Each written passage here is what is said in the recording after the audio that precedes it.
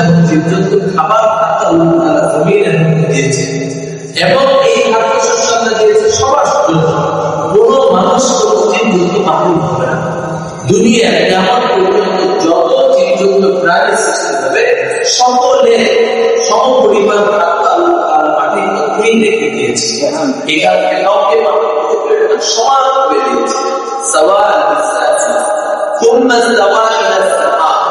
আল্লাহ 4 দিনে যখন জমিন এবং জমিন জাতীয় জমিন সংশ্লিষ্ট সৃষ্টি শেষ করলেন, সম্পাদন করলেন, এরপর আল্লাহ আসমান সৃষ্টির দিকে মনোনিবেশ করলেন।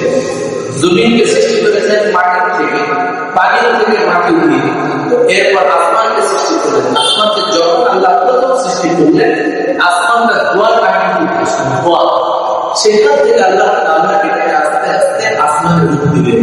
তা আল্লাহ বলছেন